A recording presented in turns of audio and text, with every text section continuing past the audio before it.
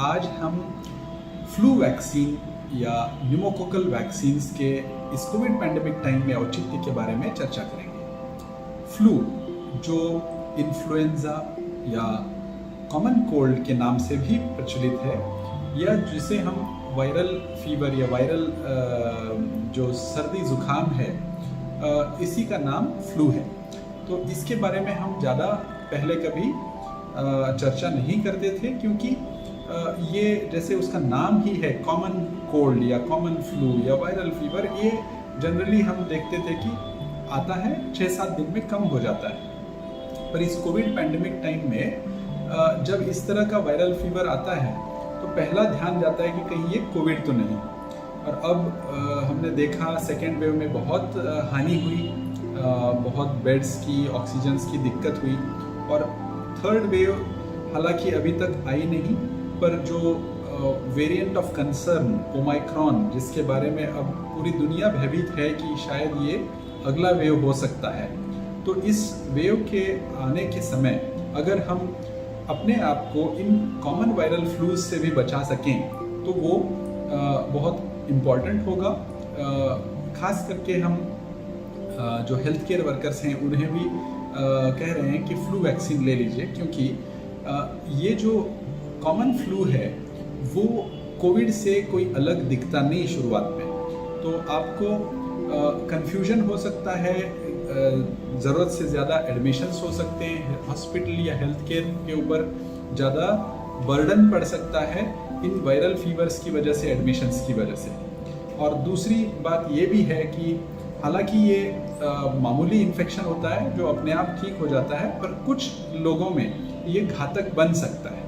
जैसे ये कौन कुछ लोग हैं जो बिलो 5 ईयर्स या 5 साल से छोटे या 60 साल से ऊपर के जो वृद्ध लोग हैं, जिनकी इम्यूनिटी या तो डेवलप नहीं हुई है या अब कम हो गई है, जो डायबिटिक हैं, जिन्हें क्रॉनिक बीमारियां हैं जैसे chronic kidney disease, chronic liver disease, asthma, chronic heart disease, stroke, COPD, या जिनकी इम्यूनिटी कम है कीमोथेरेपी की वजह से, जिन्हें कैंसर है या जिन्हें HIV है।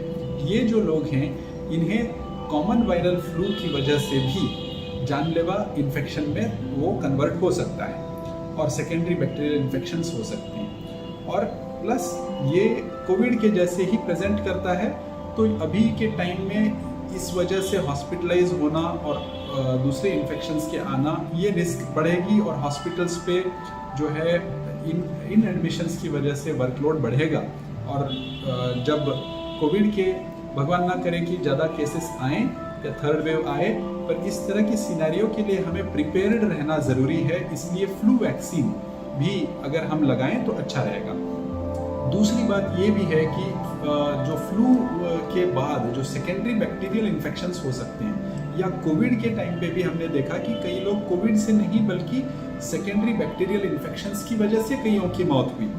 ये जो सेकेंडरी निमोनिया है, बैक्टीरियल निमोनिया है, इनमें सबसे कॉमन निमोनिया होता है न्यूमोकोकल निमोनिया, जो 30% निमोनियाज होते हैं इसकी वजह से होते हैं, और ये घातक निमोनिया होता है। तो इस तरह का निमोनिया भी हमें प्रिवेंशन के लिए वैक्सीन्स अवेलेबल हैं, इफेक्टिव वैक्सीन्स हैं। तो प्रेवनार 13 और उसके 2 महीने बाद निमोवैक्स 23, ये हुआ न्यूमोकोकल वैक्सीन का 2 डोज।